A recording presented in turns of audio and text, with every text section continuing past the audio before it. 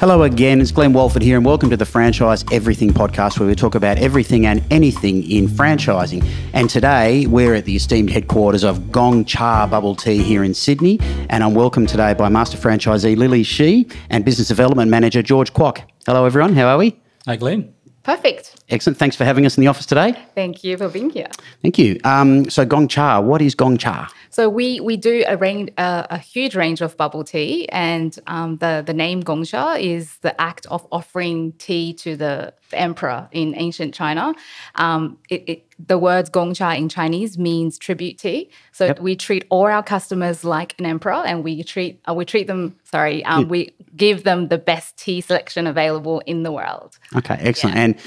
And I guarantee you I won't say just about anyone watching this, but there's a lot of people watching this. I know in the franchise space that I've spoken to have no idea about Gong Cha. Okay, and you're how many stores are you? Oh, we've got 145 at the moment, going on to 150. And that's in the Australian market. So it's an enormous success story. And it's really a little bit under the radar, I think, in broader franchising. So it's wonderful to see. So we're going to talk today about a few things. This is about the Gong Cha franchise business model we're talking about here, really focusing on a handful of things that sort of are a key thing that you'd love to get across to the market about your business model. So let's talk about franchisee profitability and the numbers within the business. So George, can you touch on some of the profitability numbers that you've been talking about, especially out in the marketplace most recently? Yeah. So basically, franchisee would like to join. Of course, they make inquiry. We face-to-face them, looking for the ideal locations, tailor-made the shop for them, no matter inside shoppings, outside shoppings, night trade. We cover a range of supports. From day one, we start design, and even before design, we do it in the lease negotiations, location search, location find, geographic reports, everything. So by working out prediction, how many numbers of drinks we can predict it, and to be expecting and estimated about the sales of the shops on each of the investment. Excellent. So what are the numbers? You were talking about some numbers off camera before, Lily. So what are the numbers in your store? So at the moment, the average daily sales per store in Australia is around $2,000. $2,000 a day. That's right. That's the average. So we've got, great stores doing $6,000, $7,000 a day. And then the under average, maybe between $1,300 and $1,500, which is still a great number. Yeah, absolutely. So are you, is it just drinks? Are you providing any other things? What other stuff is on? Just drinks, okay. And what are your main sellers? What are your best sellers? Oh, we've got bubble milk tea, pearl milk tea. We've got lychee oolong. That's one of our best sellers, which is our oolong tea base with lychee flavour. I tried my first one today. Oh, did you have a lychee oolong? Did you like it? What did I have? No, I had a milky one, a brown sugar. Brown sugar. Oh, that's another one of our best sellers. So, and we have 15 toppings that you can add into your drinks. Excellent. And as far as what's with transaction, what's an average transaction value? So with price points and everything for bubble tea. So our drinks, the pricing range is between around $6.50 to about $7.50. It depends because it's so customizable. You can add so many things to it. It really depends on what each customer. But the average price would be around $7. Yeah. So how many customers roughly are they serving a day? So it obviously depends. What sort of time frame? So the businesses I noticed when we were there, it was a little quiet earlier in the morning, but really picking up through and after lunch there. So what's a typical day look like for a Gong Cha business? When's the most sales normally? We start usually around 11. 11 o'clock. Lunch will be first peak. Yep. After about 3:30 will be the students. Yeah. We're another batch of busies. Yep. After like 5:30, after works people. And some of the shops, if on the streets one, they do cover after dinner. People treat maybe usually drinks and the dessert drinks as well after the dinner. Yeah. And entry price, how does that sort of range as far as entry price for people getting into your business? What does that look like? I imagine it obviously depends on the size of the business and so on. If you average about a 30 square of a chaos, you're looking for 300 to 350. Yeah, including everything for turnkey projects. Okay, and that brings us on to something else we want to talk about was your turnkey approach to the business. So you pretty much do everything, don't you, to get something into a franchise? Is that like the fair estimation of it? Absolutely. We do everything for them because starting from sourcing the correct locations for them, and then going on to negotiate the lease for the franchisees with the landlord, achieving the best outcome, the lease terms, and trying to get as much contribution as potentially possible for that particular location. Describe contribution. So there's a lot now, because I've been in franchising for years, but there's a lot of people who won't realise that landlords actually provide contribution funds to get great brands into locations. That's So correct. how does that all work, and especially how does that work in your business? So either two ways, real money or rent-free. Yes. The two types of it. So landlord we're offering either the money from the centers or rent-free from private landlord on the street. And that will be fully reimbursed back to the franchisee, which is the investor, to help them to reduce the starting cost of the businesses. Yeah, and that's good. And that doesn't always happen. I know in a lot of From start maybe 3 months to 6 months, yeah. equivalent rent or rent-free, something Yeah, like this. but I mean, my point is that a lot of franchise brands They don't necessarily return don't it. always give it back yeah. in full. Yes, yeah, that's right. doing But other then things. what we want is to make sure that all the franchisees are getting the best start to their business. Yes. So, and one really big, factor of that is having a low capital cost. The entry cost in there, yeah, it Correct. really makes it Right. takes the pressure off a bit if it's reduced by a fair amount. Exactly. And they'll be on the pathway for their second store, third store, Yeah. Are you finding that, given your growth, I mentioned at the front that you might be under the radar for some people in the franchise sector, but I bet you're not under the radar from a leasing perspective. Are you finding shopping centres and landlords are coming to you with deals like that, looking for your offer in their shopping centres? Yeah. Oh, absolutely. Yeah, they're massive. When we start with, let's say, one store in one of the centers, and the kind of the chain reaction in networking, they would come to us after one by one with different states in Sydney or whatever the chains here. They will come to us and see. We received a random offer for QUT, Queensland University. And Yes. That was used to be a Boost. Yes. Can I say that? A juice bar. You can if you want. Okay, yeah. No, it was just It a was random juice bar. It was random juice bar. Yeah. Yep. And then they are leaving the site. Yes. And then we were offered that site. So I think all the leasing, they Yeah. know that we have been taking over sites from competitors or Yeah. not non-competitors, but in the QSR sector. Yeah, in that space. I suppose it's changing demographics and everything, and changing trends and flavour profiles and everything as well. Yeah. That's a very interesting thing. So, are you food court based? What sort of locations are you based in? So, what does a typical store look like? Or is there a typical store? Or Yeah, near food court would be more ideal because, Yep. as I said, people not only focusing on the day drinks, even after work, they want to come to drop by. Hmm. So we tend to be moved a little bit away from the the food court, but close to the supermarkets. yeah, Yeah. you can say either one. It's fine. Yeah. So I think it's more works for people can love to stay late a bit because they after work they come for shopping. So you can extend your trading hours. I mean, I know you were saying you can extend. Have you got a store that's trading till 1 a.m. or something? I think Yes, you were in saying. Melbourne. Yeah. So it really extends it. And that changes the numbers equation a bit when you can extend to some pretty decent hours, doesn't it? Yes. Yeah. Okay. And what about experience for franchisees? So are you needing a person with a certain level of experience, or what does a typical franchisee look like? So I imagine you've got some from all walks of life, or what do you normally see?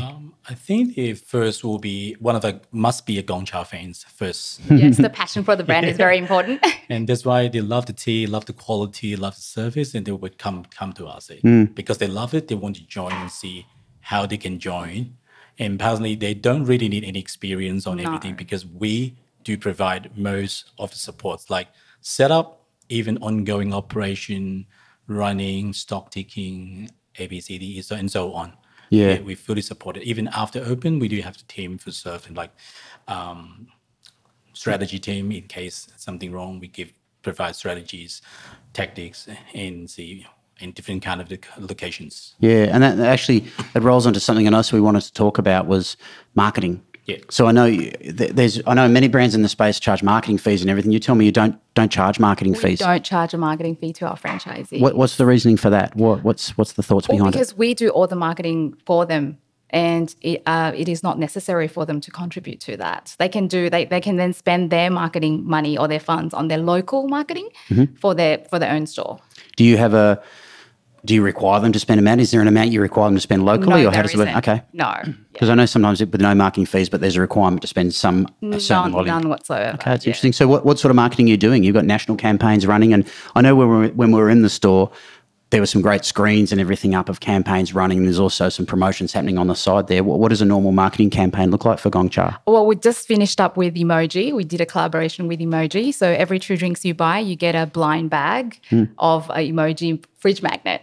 and then they can collect 5. So we've done collaborations with Snoopy. We've got one coming up with Peppa Pig, which is very exciting. Maybe we'll have some footage. Maybe you can provide some footage or something for it so we can have a look at it. Yeah, so we sponsored the Super Mario Brothers movie. So our cinema advertisement was played all across Australia with every time the movie was played. I think I might have seen it. Yeah. I think I might have seen it. I was there with the kids. Yeah, we're on Nova, we're on Kiss Radio. So it's been a big year for marketing. Yeah. Yeah. So have you got some new campaigns coming up there? Or are you always reaching out? Or are you finding brands and propositions are coming towards you now? Yes, absolutely. So we're getting more inquiries and offers to collaborate. So how do you assess them? So what are you looking for when you're looking at marketing campaigns like that? We look at the brands and see, I think it's got to be a mutual benefit. So how we can entice the customers to come to us to buy more drinks, to try our drinks with the collaborations. It just depends on. So you're trying to stimulate trial and then to people like me who've never had one before. Yeah, I think that's what you find. There's people who are diehard fans that will be drinking one every day, and then there'll be people who are not quite sure what it is. And we just have. I think there's a lot of those. Actually, it could be quite a few. No, it's great, and the more locations, obviously, the better. Yeah. So, and that sort of brings back to something I know we also want to talk about was your menu range. So I tried the brown sugar milk tea. So I tried that, and what did Jono try? He tried some. Thank you. He yelled out there. Passion fruit with something. Thank you, Jono. But he loved it. So you've got a lot. I gather. We have over 80 drinks, and there's definitely something that caters to anyone's taste buds. So what's the range? Is there a specific range of type, and then you have multiple flavours within that? Can you describe what the menu is for us? We've got smoothies, we've got yogurt flavoured drinks, we've got straight brewed tea, which you may be familiar with Earl Grey's, for example. We have Earl Grey tea on its own, straight teas. We have creative flavours with fruit mixings, and then we've got dairy tea, non-dairy tea, soy milk.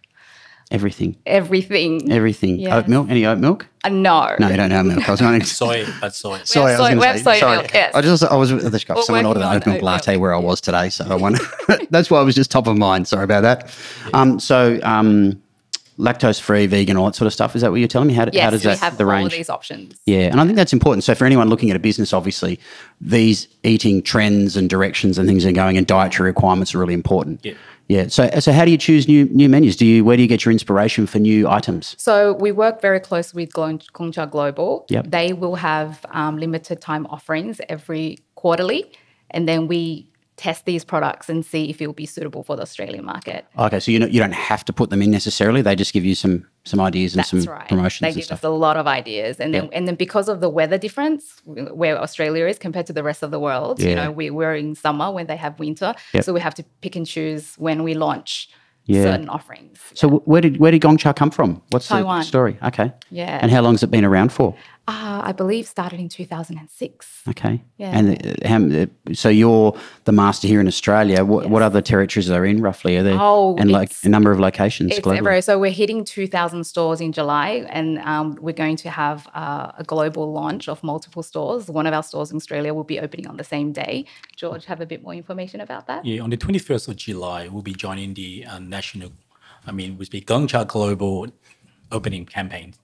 So we probably got 2 to 3 in different states, one each will be joining the campaign and open on the same day with the global. So you'll open 3 in one day, did you say? Wow. Yeah. Probably we'll start by time zone from New Zealand, Australia, and then maybe Singapore or maybe Taiwan or Hong Kong, and then European on the same day.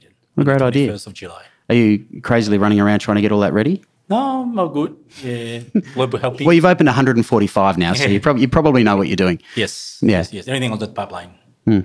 So that sort of brings us to your stores. Yeah. So I'd like to get a bit of a handle, and people listening to this who are thinking, because it's about the Gongcha franchise business model, the store shapes. I know there's a few. When we filmed a store tour this morning, that you might even see some footage on this podcast, that was I think Jingwen said it was a standard size store there. Can you talk us through your store layouts? And I know you tailor make store sizes, and you're very flexible on the way you do things to fit a location. Can you talk us through that? Some of the centers kiosks, they start from 25 square meters. Yep.